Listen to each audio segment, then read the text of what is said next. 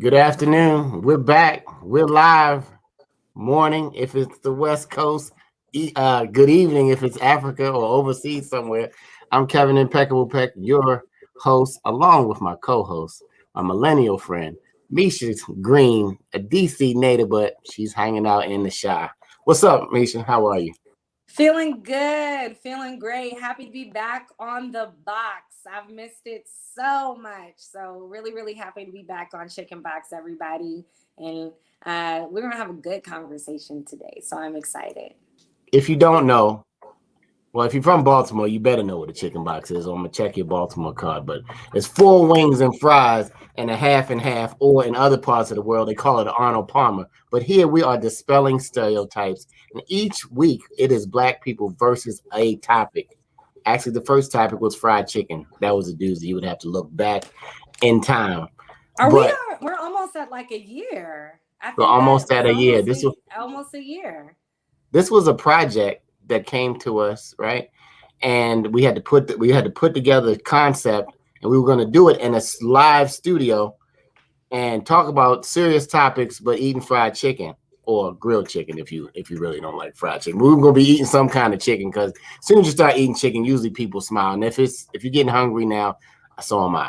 But that was where it started. So then we made it a box. So that's where you come speak your truth. It may not be our truth, but we got to stop getting angry when somebody doesn't agree with what you agree with, right? And stop being like, we're so mad just because you want to vote Republican. Hey, let's move on. We can agree to disagree. But today, black people versus back to school. Parents, kids, where are you?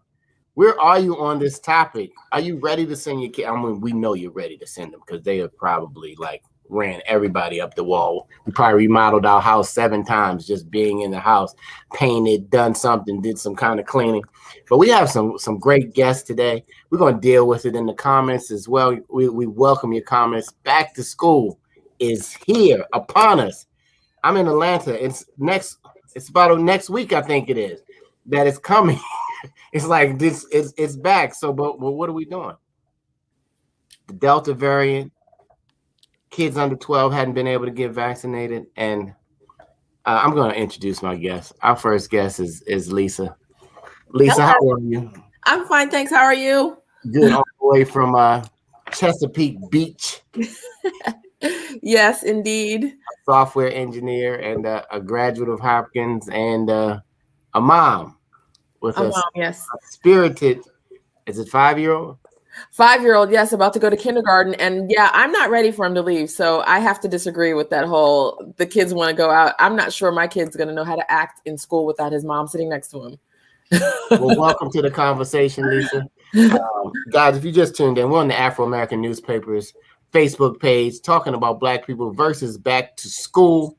Hit the share button. We've been around for 129, going on 130 years, informing, inspiring, and educating African Americans, not only in the Baltimore, D.C. area, but now globally, all over the world.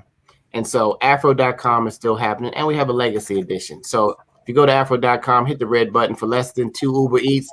You can keep us not owned by anybody, not our opinions, not managed by anybody, and we will be able to speak our truth to our people. Back to school, man, who's ready? Alan Edwards, good friend of mine. We met at Morehouse. How you doing, Alan? Doing well, man. How are you? Good member of Kappa Alpha Psi for any noobs out there. And also a consultant, husband, father of 3 boys, and a great coach and mentor. Alan, welcome to the Chicken Box, my friend. How many pieces of chicken do I get? We're looking for a sponsor so we can just give y'all a box card. We want to send. Good friend of mine, Cisco, always said you can never go wrong with fried chicken because you can eat it cold, you can eat it. He takes fried chicken on the plane. Don't tell nobody. A quick question for you: Do I need the malt vinegar for my fries? You might need the malt vinegar. Absolutely. Byron D's Chippy, Dana is tuning in. Back to school. How are you guys feeling about this? Oh, it looks like some other friends popped on the screen. Good afternoon. How are you guys? Hello. Hi. Good afternoon. Lisa, why don't you introduce to I'll introduce Kaylasa and Sa. So Kaylasa is an amazing performing artist, creative director, model, singer, the whole nine. She's also my best friend. And Sa is a cheerleader, a 10-year-old, a dancer, also a model, and she's my goddaughter. And they're amazing. I'm so happy to see them. Thank you for having us on here, Mish. Welcome to the conversation. We have everybody here is a parent. Well, Misha's a parent. She just has dogs, and I don't think they're going back to school. You know, for all you dog they lovers, would not know how to act. They are going to stay in the house. But today's topic, I know people are ready for their kids to go back to school. I just want to bounce it around. We're going to get on the box. I'm going to give everybody 30 seconds to jump on the box and tell me how you feel about back to school. Is it too early? I'll start with you, Lisa. Well, I mean, it's not too early age-wise, but it's too early in terms of the COVID restrictions. So I live in a county where masking is optional, and I'm seeing all these counties turn over and say, you know, when you go back into the school building, personnel, students, everyone has to be masked. But in my county, they're still deciding. So it makes me a little bit nervous that they may allow the children inside the building with no mask when there's no juvenile vaccine. So in my mind, it's a little early for me. All right. Thank you, Lisa, for reporting from Chesapeake Beach. I'm from Maryland, and you know what? Baltimore. I never even been to Chesapeake Beach. Shame on me. Alan, with jump on the box. Tell me how you feeling about this back to school. Man, 3 boys who eat the way ours do, about to be 17, 15, and 12. Yes, it's time for them to go back so my grocery bill will go down. They act like it's an open door policy in the refrigerator constantly. You may wake up and think somebody's in your house. No, it's just one of your teenage boys downstairs eating a whole box of cereal at 2. A whole box. I mean, I think they think that food just gets delivered. I'm pronouncing. I want to make sure. Is it Kaylasa? Kaylasa and Sa. Yeah. Mm-hmm. All right, I got it. So how you guys feeling about back to school? I think we're pretty ready. We started camp the last couple months, and the kids are masked up. As far as the school that she's going to, I think that they have a pretty good protocol for safety. So we're pretty comfortable. It's masks, and then during the school day and overnight, I think, not during the school day, but overnight, they blast the school with some type of I don't think it's chemicals. Yeah, it's like some type of coating or something for the school. They call it a micro shield. I don't know the technology on it, but I feel pretty safe. I think they call it a micro shield. If you just tuned in. Micro shield. Yes. And it adheres to objects and keeps it protected for 30 or 60 days. Don't ask me how I know this. But you see them spraying it in the NFL locker rooms, in the schools. And if you are looking for an entrepreneurial idea, that may be one for you. Micro shield or whatever it's called. It's still, that's invisible, just like this COVID has been invisible. So, you just got to trust that they sprayed. Who knows? You know what I mean? Like, who really knows? It's not like it leaves a little thing on it that turns colors, and then when it fades away, you can't see it anymore. So, Sa, how old are you? Welcome to the Chicken Box. 10? I'm 10 years old. What school are you going to now? Well, right now, huh? You remember the name? No. The school that you're going to in the fall? No, not anymore. Creative Minds. Creative Minds. Are you looking forward to going back to school? A little bit. I like doing online school, but it was a little more difficult, to ask questions and get through stuff. But I'm glad I'm going in person, get to see new friends and stuff like that. Absolutely. So what the current age? Is it 12 for the vaccine has been approved for 12? So how are we handling under 12, Misha?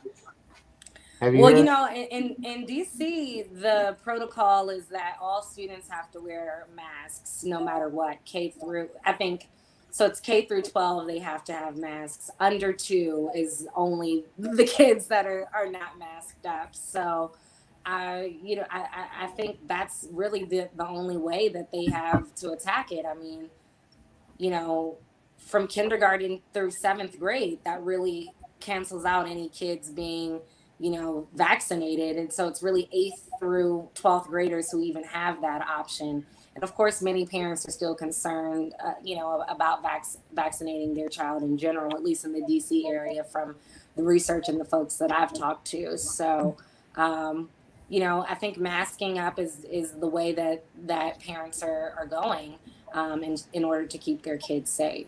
Well, it's a lot of stereotypes. We used to say on the street, but now it's those digital streets.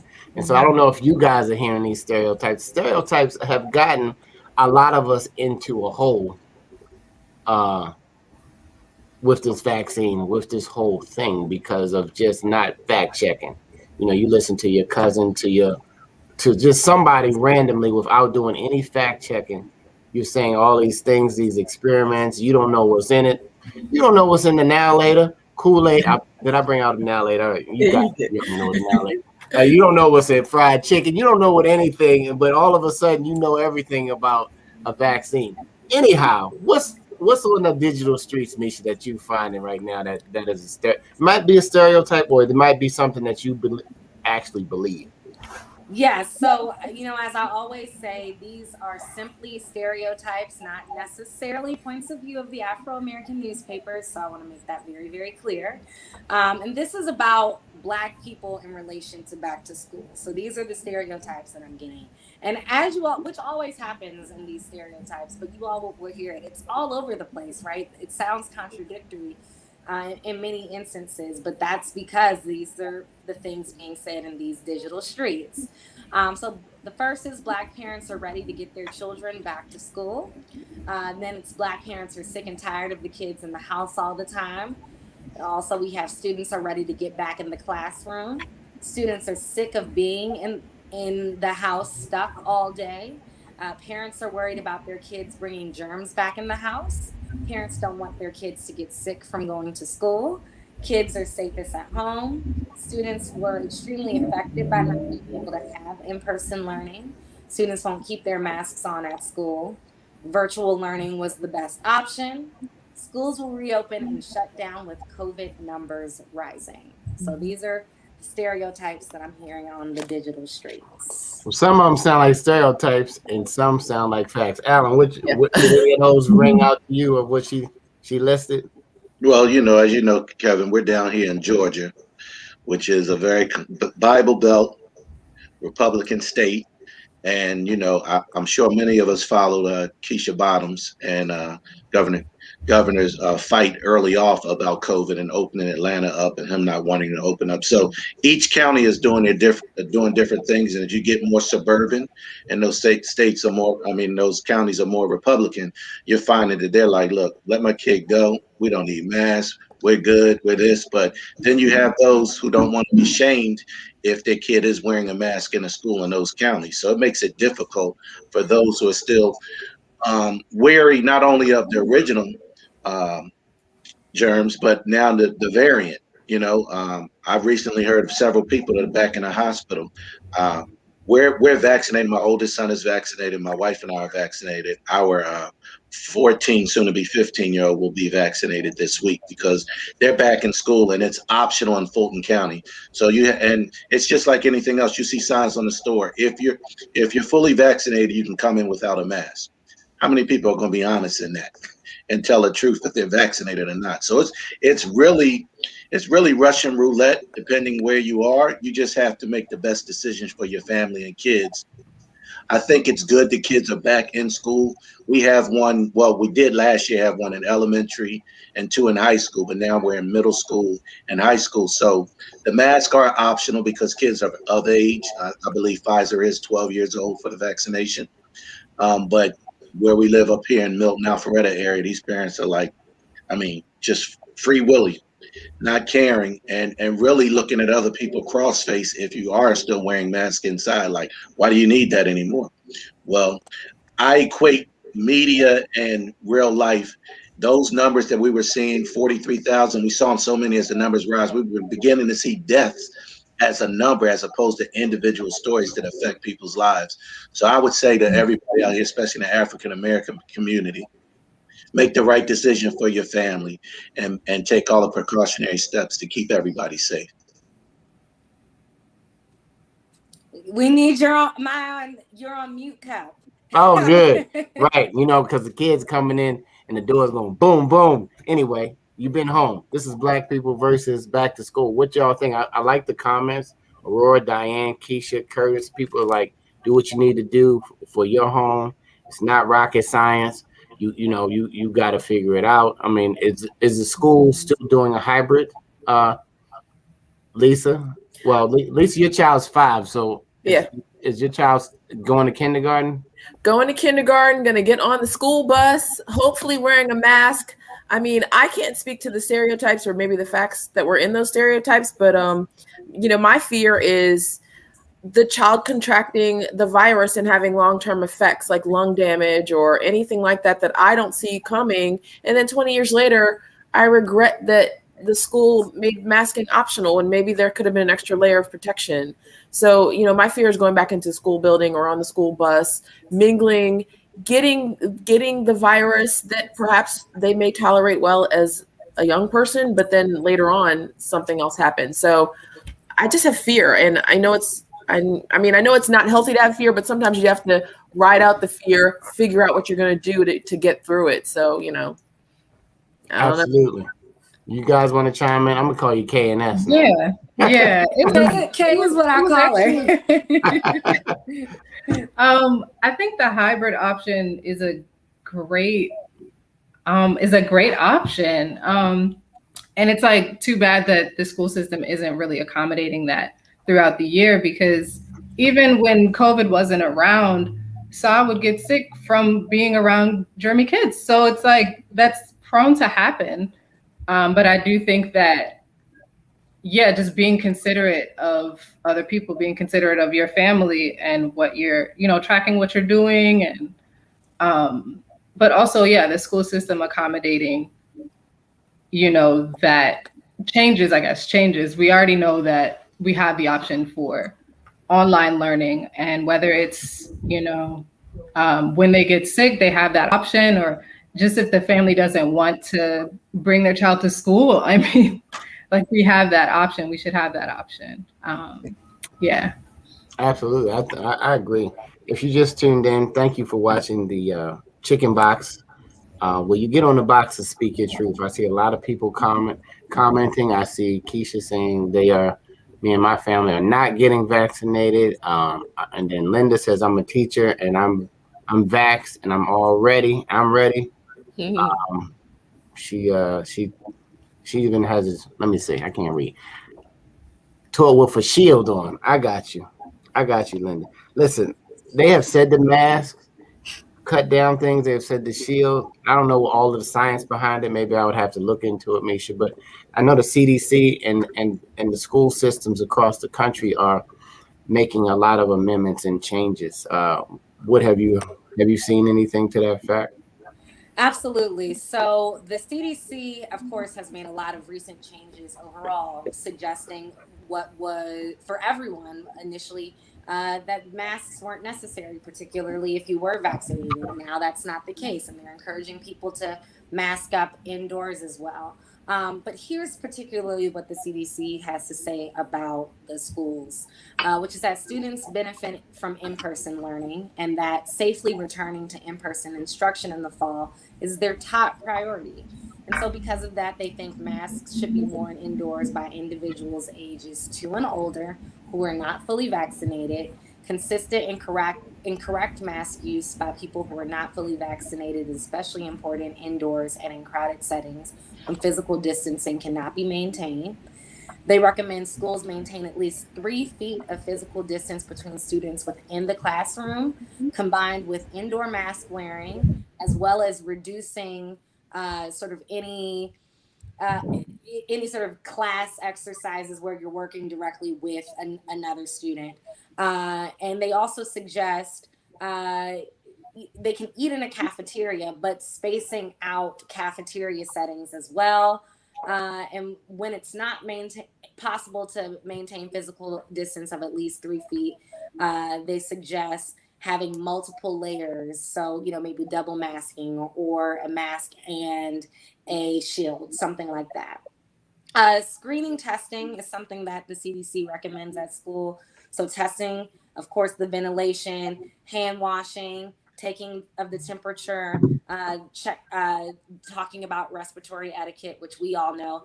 And I must say, people have forgotten now that these masks are off. I see so many people coughing and sneezing without coverage these days. I don't know if you guys have seen that, but I'm like, everybody needs some respiratory etiquette reminders.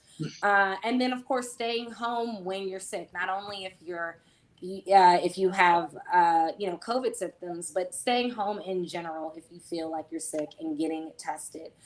Contact tracing is another big thing that the CDC is recommending within schools. And then, of course, now we have a title or a name to it, thanks to Mr. Impeccable, but the sanitizing of the schools and really ensuring that everything is done to make sure that the schools are safe. I'm DC editor of the Afro, so I know the DC stuff.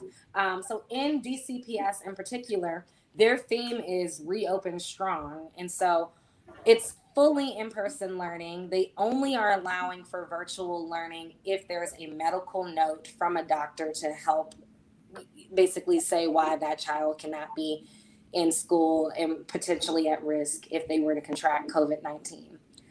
I am so disappointed with DC's screening test. So this is what it's called. Ask, look. Ask, look. There's no temperature check. It's ask, look. And that's what they're saying is daily. I'm just giving the facts, y'all. And then there are HVAC systems in place for ventilation. They've enhanced cleaning protocols. But, as Kaylasa mentioned before, initially there was hope that there'd be a hybrid learning for the 2022 school year in DC. And that is not what the case is. Now you have to have a medical note in order to allow your child to do virtual learning. Everybody is back in person with ask, look.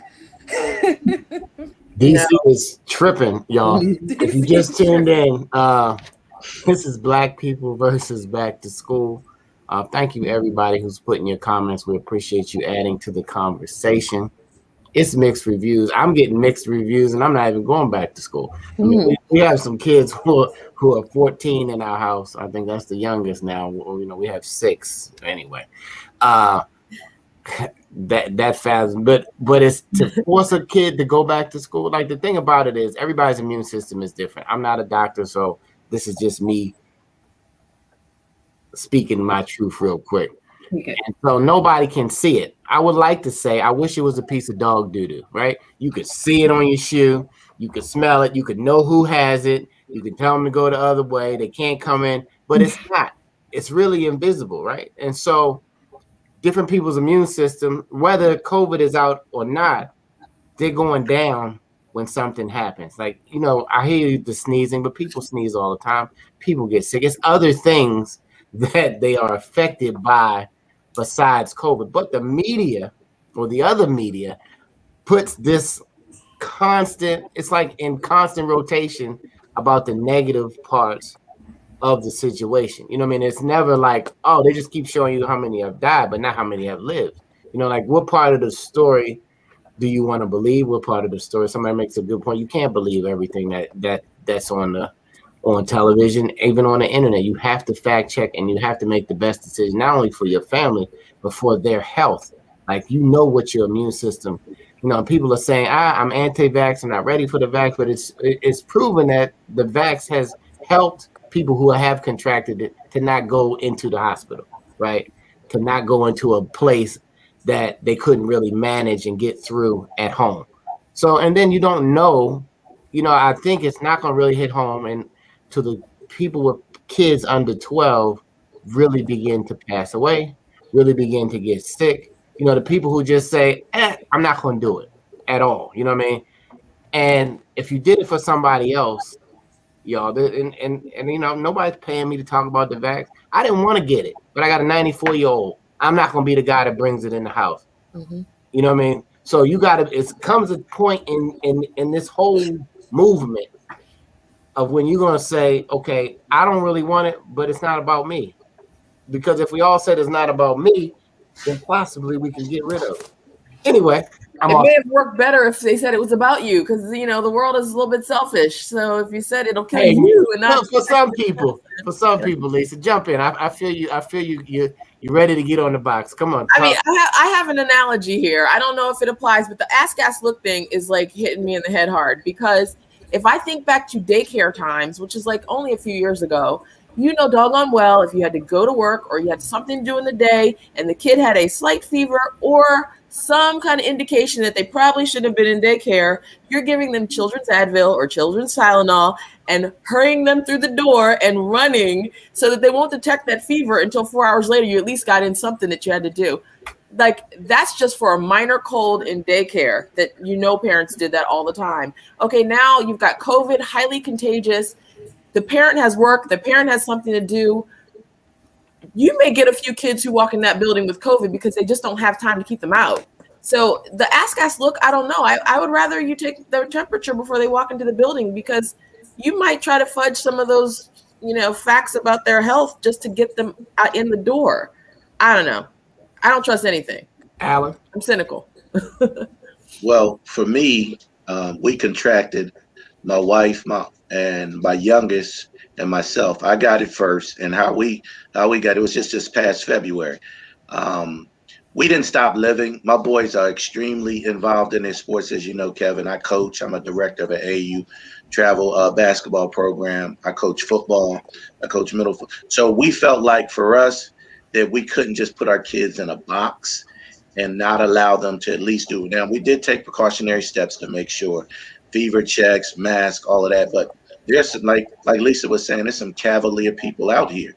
And how Christian and I got COVID was we went to a facility that's private, and the parent knew that their kid wasn't feeling well, brought them there, risked the 7A state champs of Georgia Milton basketball team, because they weren't in there practice, and went through all the protocols. But this guy sent his 10 and 12-year-old knowing that they weren't feeling quite right. 47 people got it. I got a phone call that night. Hey, by a responsible parent, hey, I'm just calling to let you know, Deuce just tested positive. Okay, the trickle-down effect. Those that were responsible went and did what they had to do, found out that I was positive. Christian was asymptomatic. We went, and picture having to isolate with an 11-year-old who wants to be busy. That was a story in itself. But then my wife got it. And then as I kept finding out, the owners, there was 47 people who got it because one parent decided, oh, my kids need to go. It's not that bad. Yeah. And speaking as a father, and Kevin, you know this, and I'll share this publicly, I lost my oldest son to COVID in December of 2019, before we knew what COVID was. Oh my God. And all the signs happened. Kevin was there. A lot of my fraternity brothers came to Philadelphia for the funeral, but high fever, pneumonia, collapsed lungs, put him in an induced coma, did the ECMO, transferring the blood out. And this is before we really truly knew what COVID was. Went through all the signs. And when, unfortunately, I got there December 23rd. Well, he passed on December 23rd. I got to Philadelphia on Christmas Eve. He was an organ donor. Had a chance to spend that day in the room with him. Anytime I left out, and these doctors knew more than what they were saying at the time. I had to change masks, wash my hands every single solitary time, not just put a mask on. And it was just strange to me. And it wasn't until a few months later that stuff started coming out that I realized my oldest passed away from COVID. So those who are like, oh, it's not that bad, take it from a dad who did something he never wants any parent to have to do, bury your child. Take the right steps. Don't be cavalier. If your child is sick, if you're sick, take the precautionary steps to make sure you don't do it. I think society has become selfish with this thing, and it's a conspiracy theory. If they really wanted to get rid of us, it was an easier way than this the past 2 years. So, I mean, do I think it could have been made in a lab and whatever? I don't know. There's so many different ways this could have happened. It's just now that it's here, what do? Do we keep worrying about the conspiracies, or do we get proactive and try to take the steps to keep everybody? I haven't seen my mom in since it started. She's vaccinated. We're vaccinated now. I finally get to see my 72-year-old mother. So those were the reasons why we got vaccinated. You know, my kids play sports. I want to be able to be, like Kevin said, he wants to be around his dad. His father-in-law is 94. My mom's 72. I know that they're in a high risk, so we took the steps to do it. And maybe you don't want to, but if that's what you're choosing to do, please don't go around elderly people or young kids, because it's still here and the variant is proving that you can get it again. So I'm off my soapbox, Kevin. Man, that's my first time hearing that story, man. You trying to make me cry on camera. But guys, this is Black people versus back to school. This is real life. This is not a movie. This is nothing to play with. This is nothing that you're going to get selfish and be impatient. If in fact the school is not safe for your children, we got to stand up as parents and fight and say, hey, if this is the only school that you have, DC, if this is it, which it finds me hard that DC is even in this space, but then your kids can't go to school, or you need to move. Something needs to happen. A charter school, a private school, you need to move to another county. You need to do something different besides just shoot your kids to school, especially with no vaccine. Right. If I could jump in, Kev, the unfortunate thing about that is, I think most of us on this phone are blessed to be white collar, college educated, and we've been afforded by companies. Or if you're an entrepreneur, you work for yourself. But if you work for a company that allows you to work from home, what about your blue collar workers who have no choice? Right. Who have to get out there and drive that bus, who have to go clean those buildings, who has to go on, and even selfish for us, go to the restaurant and serve us. You know, so they don't have that choice in order to keep food on the table for their families. So now leaving a child at home on a computer to do their work by themselves while you're going just trying to keep a roof over your head. It's so many layers to this thing about going back to school and having kids. And some people just don't have the choice right now as it's gone down the road. We've kicked the can for a year and a half. Some people have to go to work. You know, they're no longer getting those stimulus checks. They no longer have the ability to not go. The rent forgiveness has passed now. The mortgage forgivenesses are coming to an end. So those who have to get back out there and don't have the option of working from home, what do they do with their kids? Do they leave them at home and put them in front of a computer? And how many 9 and 10-year-olds are going to be that locked in to get their work done? It's going to affect. We're not going to know the intelligence level of our kids, right? The socialization skills of our kids for years to come. Right. We're now in year 3 of seniors in high school. 2 sets of seniors across the United States didn't have any of the stuff, the rite of passage of a prom or homecoming, all these things. Now you're dealing with the third class who's saying, "Oh, forget that. We're going down a lot long enough that we can get it." So now, you know, we don't know what the lasting effects are going to be.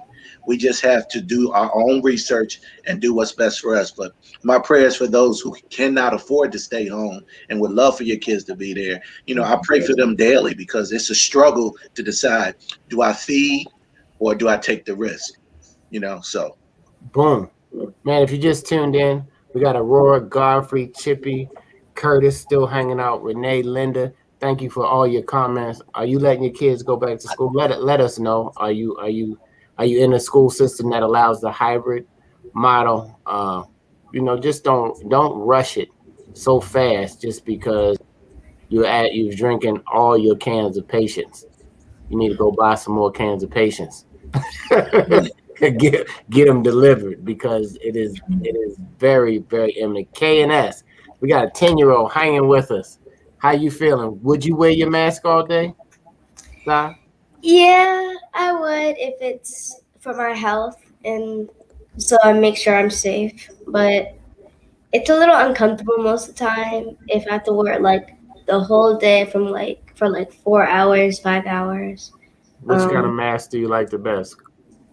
I don't know. Just whatever feels fine on my ears, whatever doesn't hurt or whatever. That ear fatigue is something, right? Mm-hmm. Okay.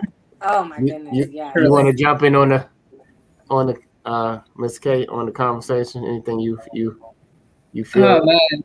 Are you in DC, by the way? I am in DC. Yeah. Also, Alan, I want to say sorry that you had to experience that. That is truly heartbreaking. But thank you for coming on here and sharing. Regardless. Absolutely. Yeah. I do. I don't know. This conversation is tough, right? Like it's like talking about safe sex, but but on another level, just like just protecting yourself and having the conversations with people that you're close with, that you're in a community with. I think is important. Even before COVID, like right before COVID, right before everything started slowing down and shutting down. I wanted to homeschool Sa. For some reason, I had a feeling I wanted to start homeschooling Sa. And I think it was just because work was getting to be so much. And I, like just like driving to school every day, driving her to school every day, then going to work, then coming back home. It just all became so much. And what I said to myself is, I don't think I have enough patience for homeschool. But then I kind of got that. And it's really, I really said I didn't have the patience because I didn't think that I had the resources for it. I didn't think that I had the community to help out. And during COVID, I moved with my sister and her partner, and we were in Virginia for a while, and that's where we were doing the homeschooling thing, and they were very, very helpful. So I think that's another thing. And, I don't want to necessarily return to normal because normal didn't feel good on my spirit. It didn't feel like I was thriving. It felt like I was just going to one task at a time, just kind of mundane. So in some ways, I'm thankful that this kind of shook things up and brought things into perspective. Because I just see a lot of rushing around. I like to go slow pace, but I mean, I live in the city. So like, how slow can I be when I'm like, I walk outside and there's so many people outside, there's cars rushing by, it all affects us. So I'm thankful for this time to slow down. I'm thankful for this time to become more aware of how I interact with my community around me and how I protect myself, how I protect my community. Yeah, well, thank you for sharing. If you just tuned in, if you didn't know, it's Black People versus Back to School in Georgia and a lot of other places. School is next week. It's time to go. It's like, but where are you going is the question. Are you staying home? You know what I mean? And are you sitting in the school? What age group are they? Are they vaccinated? Is the vaccine required in your school system? What are the protocols?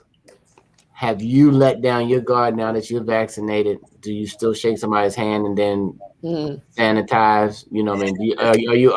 Are you still on it? Or have you started to slip yourself? I think everybody has to stay on it. You know what I mean? You still have to be cognizant of people's space. You know what I mean? Remember those dots on the aisles in the markets and everywhere else? Yeah, put your invisible dot on. Don't be so up on me. You know what I mean? You in my back pocket. Give me 6 feet. I'm at the store. I'm like, I can feel you on my shoulder. You know what I mean? It's like continue to to keep in the mindset of we dealing with something. It's not gone. You know what I mean? Because we dealing with a lot of things, factual, spiritual, personal, that a decision hasn't been come to with enough people to knock it out. So until that point, right, we have to wake up. All right, I'm going to stop for just a half a second. This is the Afro-American newspaper. 129 years of informing, educating, and inspiring. Yes, we have a legacy edition, a newspaper, which we have some great photos that you can sometimes frame, and they can be just works of art on your wall. But we're in the 21st century, afro.com. I was talking to somebody at GoDaddy one time. They're like, wow, how'd you guys get that name? I'm like, anyway, we had a domain before. Before the domain. They had a domain. if you go back and check the records. But what I'm saying is, we're multi-talented people, guys. We're thinkers. We have to think outside of the box. We can't get caught up into just thinking all alike, and we have to begin to have an avenue that is always going to be safe, and you're always going to get the truth. Now, we're going to spank you if you do wrong here, but we're not going to drag you through the coals. You know what I mean? We're going, you know, like to say, punch you in the eye and then give you a hug and pick you up and, you know, and hug you. But, you know, look, we all we got. And if we don't support, you know, we hear that all the time, this $1 trillion the money that we spend all over everywhere else. We got to do things for ourselves. Now, even if we have to now come up with our own schools, just like the HBCUs had to do, and we might have to come up with our new system. This is a time to come up with a whole new school system. And it may be a community of homes that has a school. Who knows what it really will evolve to, but we can't just sit around and do nothing. Mm-hmm. So that was a shameless plug, but it's not. We need you. Go to afro.com and hit the red button and subscribe, because that's the only way that we're going to be able to pay. Everything is different now. Bloggers, reporters, editors, everything, technology, just everything that you need to get the information out. Now, in history, Misha, what was happening in the Afro archives this time? I don't know. I don't even know where you're gonna go. Tell me. Yeah. Well, even before I go into it, I also want to first of all extend my condolences to Alan as well. I can't imagine. And so now we're still asking questions about COVID. I can't imagine in December 2019 when we didn't even know what was going on. And so I really want to extend my condolences and thank you for your transparency and say you are not alone. There was a church family member of ours who also had a young, millennial child who, in I believe it was November or early December 2019, they said she had a sinus infection and she was gone days later. Again,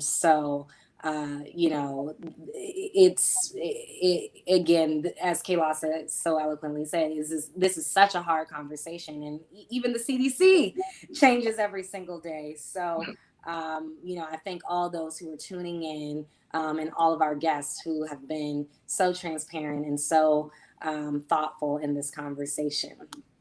That said, the Afro Archives has a lot of goodness. And I was able to find a school-related story for back to school. So this week's Afrofact is inspired by the July 30th, 1955 edition with the main headline, 10 More Integrate. Since we're talking back to school, that story talked about how 10 more school districts decided to integrate after the Supreme Court's decision to integrate schools. According to the Supreme Court, segregated schools were unconstitutional, and so communities were beginning to comply with the new rules, including 4 cities in Texas and 6 counties in Maryland. The Texas cities included Corpus Christi, San Antonio, Austin, and El Paso. And the Maryland counties included Baltimore, Allegheny, Prince George's, Washington, Queen Anne, and Frederick. And students could not be denied admittance into the public schools due to their race. And that's this week's Afrofact. Wow. We're talking about integration. We're talking about, are we going, right? Back versus back to school. Are we dealing with this? You know what I mean?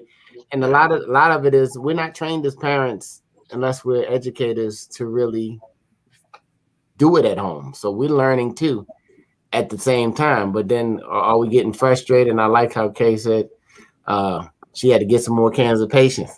She found some, you know what I mean? She called Amazon and shipped us some cans of patience because it gets to that moment. You know, you don't have you got to take a walk. You got to find a time for your space. So that you Amazon was my best friend. And keep your head clear, you guys. But man, we're coming up. Kenneth says, "Great job." What's up, Ken? Man, I thank everybody who's commenting and tuning in. But the hour's coming near. This is the Chicken Box where we speak our truth, whether a person agrees with your truth or not.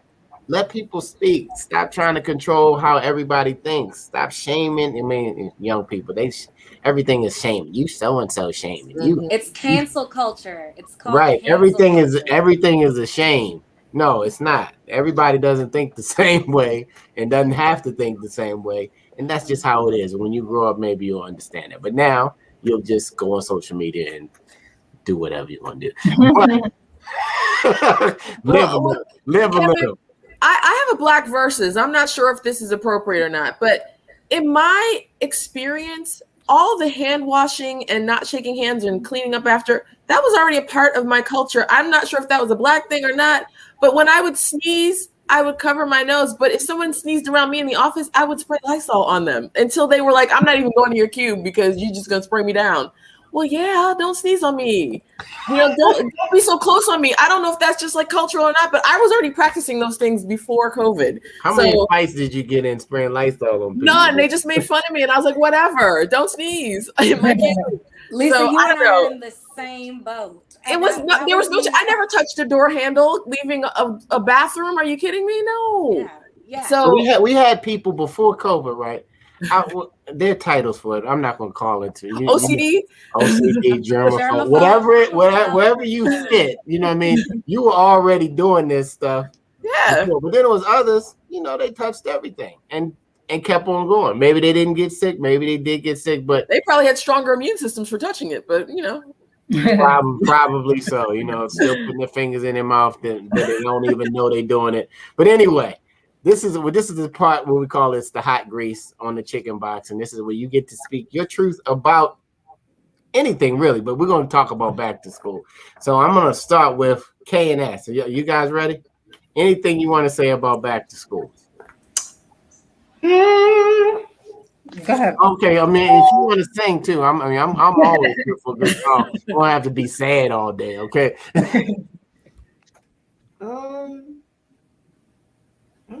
I don't know.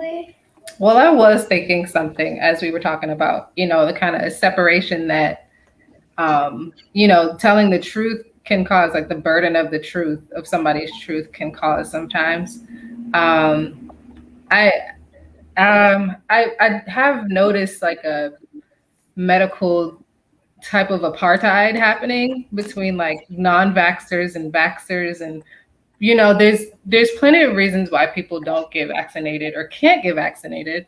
You know, whether they have a medical history, a bad medical history, or they have some type of autoimmune disease or what have you. But that's something that lingers on my mind is this medical like apartheid that's happening. So yeah, with back to school and just getting back into certain routines, I hope that changes in some way. And maybe with more awareness of this vaccine, more awareness of like other people's lifestyles, I guess. Right. If you're not going to get it, don't be around anybody at all. It could be simple. It could be around yourself. It could be simple.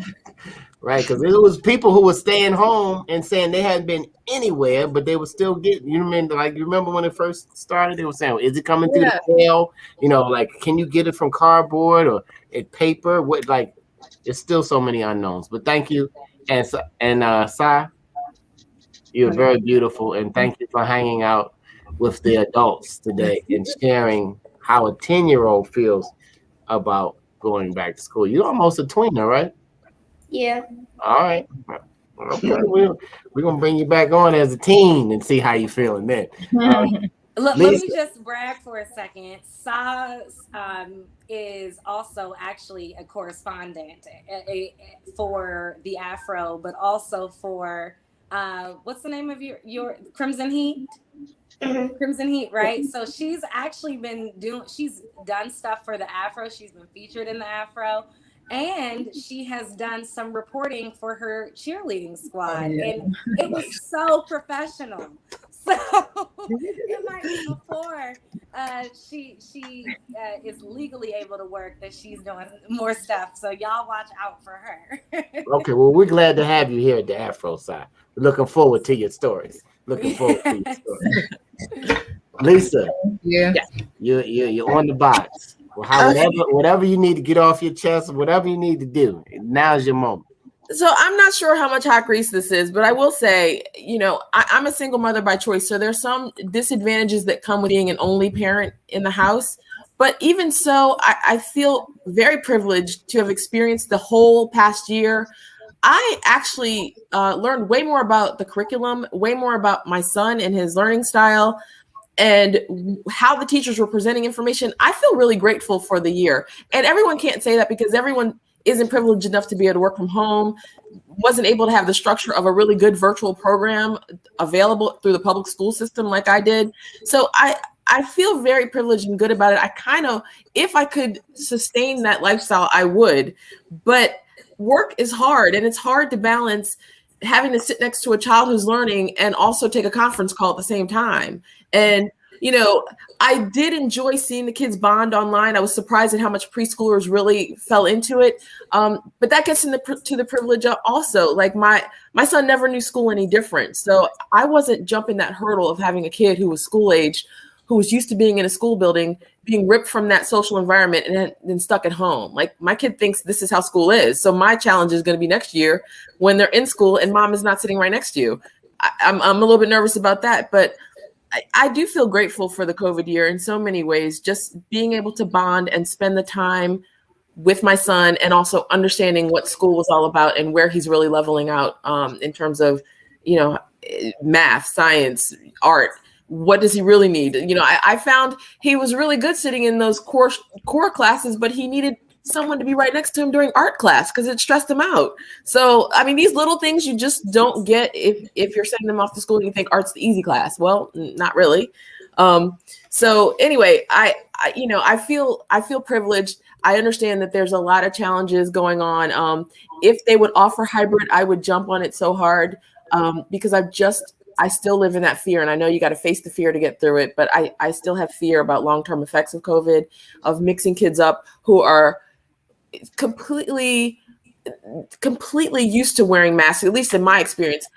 It's a part of their lifestyle now. Grab the mask, go out. And then going into a school system, at least where I live, where they're making it optional. And then suddenly your kid looks like the odd man out because they're wearing a mask and everybody else is just in there. So there's a lot of different nuances about going into the building that make me nervous. And I'm just trying not to transfer that anxiety to my son, because whatever you feel, they feel it too. So you have to manage your own emotions around it. But all in all, I'm grateful for the year. It was a lot of work, but I'd probably do it again if I could. That's a good word. That you're grateful for the year. You got a chance to know somebody who lives with you that you really didn't know. Yeah, because you pick them up, you drop them off, you get a couple hours. This was like all day. Absolutely. It's a lot, but it was good. Mr. Green, I know you don't have children, but how are you feeling since you are our shining star in DC? Thank you for the news. Yeah, no, thank you for the question.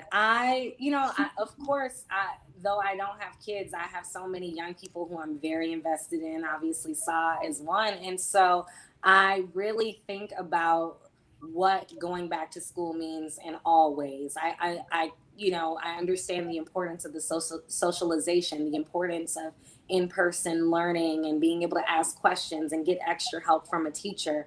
But of course, I have concerns specifically with this rising Delta variant. I see things being disrupted again, whether it's going back to virtual learning in the middle of the school year. And so I wish that DC had done one more year of hybrid learning. I wish that there was a way to sort of crawl back into the normalcy, if you will. Because right now there's still so many questions. I also want to just quickly uplift Keisha's comment.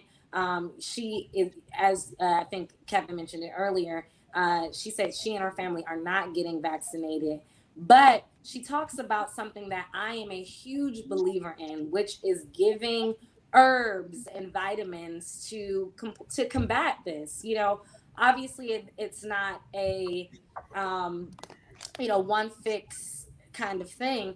But way before all this happened, I was a major advocate for making sure you're getting all your vitamins, sea moss, elderberry syrup, black seed oil. And we've had many conversations on the chicken box about herbal medicines and homeopathic ways to sort of boost that immune system. And so I cannot uplift that enough. I think that everyone, no matter vaccination or not, to really try to have those things in your system to fight off not only COVID, but these nasty colds that are coming out. The flu is still around, stomach viruses, and just getting your body healthy in general.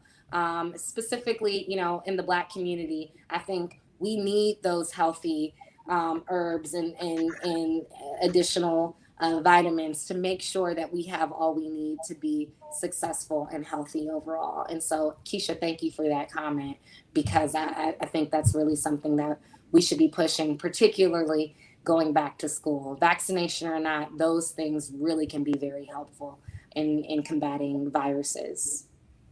So you're off the box. Thank you. I'm off. I'm Look, hopped off. I'm getting a holster with a can of Lysol like Lisa, so I can spray a couple people in the eye, because they can't hear, obviously, so you got to spray them in the eye. Anyway, Alan Edwards, good friend of mine, man, thank you for jumping in at the last minute to the chicken box. Thank you for sharing your story. Hopefully it helps somebody. If you missed the story, go back and watch it, because guess what? You can watch it on demand. Isn't that wonderful? Anyway, final words. You're on the box. So I heard a lot of great points, and everyone make sure their kids are having a great school year. My kids had gone back in person last semester, so it's not new for us. There was with masks. Our fifth grader, even the graduation, I was done outdoors, spread out. So what we found out during this time is it gave everybody a chance to slow it down and get back to the essence of family. Like, let's be real, let's be honest. How many times were we eating dinner together collectively as a family? How many times were we just giving our kids the processed food or fast food out of convenience, because that's all we had time for, ripping and running with them or for ourselves? So it allowed my family to eat healthier. I did a lot of the cooking. My wife made a decision. I'm going to learn how to cook. She is throwing down now. When I tell you, from scratch meals, and having all three boys sit there and let's deal with so many different levels, what it is to be a Black boy in America these days, eating better. How will you go back to school? How is this going to affect your college? What are you going to do? What are the things? So I'm truly appreciative of the year that we had to spend together. And to spend that quality time again.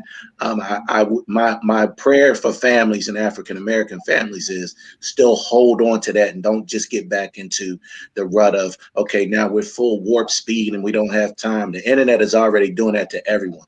Warp speed. You get information so fast, you're on to the next thing. But it slowed us down, and it allowed us to go back to what we knew as family time. We played games, we read devotional at dinner. I mean, it was just great for us. Now my kids are back to what they're doing. We never stopped playing sports. Let me say that. It's funny, while we're sitting here talking, I just got a text message from one of my parents. Coach, my daughter has COVID. We're keeping our son home. What's the protocol? Stay home, get tested. Don't bring them back till it's time. But I feel like we're not going to know the emotional toll on our kids for years to come. Trust and believe that God is still the answer, and he's the way maker, and he knows he's going to see all of us through this. But let's hold on to that family essence that we got through COVID. Those who choose to send their kids back to school, do it in a manner that it keeps your sanity, and those who choose to keep their kids home, do so. But let's not get caught up in the trick. Blue and red, vax versus unvax. These are distractions, people. These are the distractions. They want to pit us against each other. And really, regardless of skin, when you really talk to the majority of people, yes, they're ignorant that are out here. But most of us are more like than not. Stop being distracted with this blue and red politics, because they up in D.C. and all they really care about is the 3% that they're making back deals with. lobbying and taking care of their families. The majority of us are fighting with each other. Trump, not, and I know I'm getting off target, but even with the vax and unvax, let's not do that to each other. People have the right to make their choice, but make it in a smart, decisive, and a cohesive way that works for your family. Boom. That sounds like a mic drop. I don't even want to get on the box after that. My thing is don't be selfish. Since it's invisible and you don't know, right? You can't go into what's going to happen 20 years from now because you don't know. You did like the healthiest person in the world who works out in a bubble, done talking, drops dead. God has an assigned time for everybody to live and die. And so you can worry about what's going to happen 20 years ago, but you're worrying about something that didn't happen yet. So you now have put yourself into an anxious state about something that hasn't happened. Control what you can control today, and that is with information. That is with paying attention to your families, to your loved ones, to the people who mean. Now is the time. If you ain't called your mother in a minute and told her you love her, just call them up. Call your boy up. Call somebody and just let them know how you feel today, because everybody has a time, COVID or not, that you're going to check out of this earth. And so while you have this limited time and everybody has the same 24 hours in the day, make it a great day. Don't make it the news, and don't get, like you said, it's a distraction. That's what they talked about in church. This must be the Lord now. And if you don't know the Lord, hey, try him for 30 days. If you don't like him, you can give him back. Anyhow, I'm Kevin Impeccable Beck. Nisha Green, my co-host. Lisa, family friend. And for all you AKAs out there, Kay and Sai, we lost her, but she did great. She's our correspondent. And Alan, for all my brothers of Kappa Alpha Psi out there, and all the other fraternities, I don't leave you out. We still love you. We're not going to get into it. It's all one big rainbow. No, not rainbow. It's all one big bowl of love out there. So until next week, we're dealing with... for the first time, actually, in Afro history, we're doing a whole issue on different topics, and this is education. Coming up in August, it'll be an entire issue for the first time, just relegated to education. So that we'll have conversations with educators, administrators, all kind of things dealing with education during the month. So tune into the Chicken Box. We'll see you next week at 12 o'clock. And have a great day. Make a smart decision.